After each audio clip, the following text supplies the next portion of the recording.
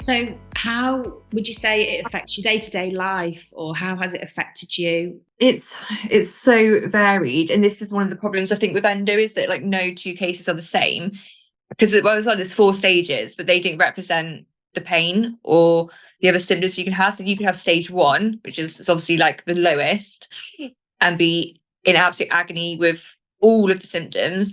You could have stage 4 and be absolutely riddled in endo, and maybe not even know. You might not even have any symptoms. I mean, it could be quite rare to have stage 4 and not have symptoms, but you could, I could have had it for absolutely years. Like, there's no way to know. And so I think for me personally, absolutely fine, and be running around full of energy, doing cartwheels, and then the next day I could be in so much pain that I can't get in the shower, I can't brush my teeth, I can't stand up long enough to brush my teeth.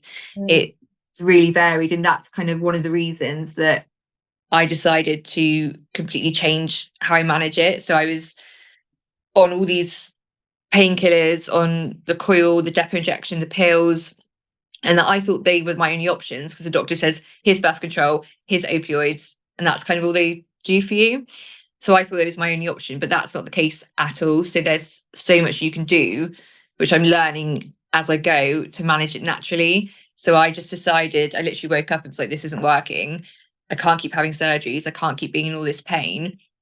So I decided to remove the coil, or have the coil removed. Sounds like I was removing it myself then. Off all medications, and just find another way to manage it. So at the minute, it's very up and down. So obviously having the coil out was a really bad side effects from that, which no one tells you about. Like, they tell you might get cramping, you might get bleeding, you might get mood swings, absolutely fine. They don't tell you about all the other side effects that you might get, and it was horrendous. That's now, touch wood, settled down, and I'm just finding ways to manage it more naturally and holistically. But also, I think one thing that really impacts your daily life is the fatigue. And again, that's not something I ever really suffered with until after my 4th surgery in September.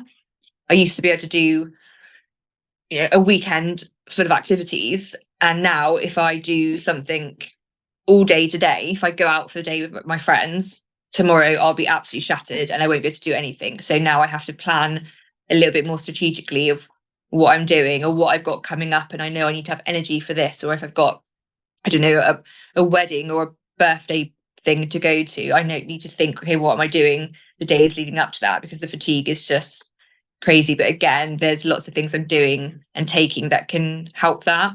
It's all just trial and error, really, at the minute. Gosh.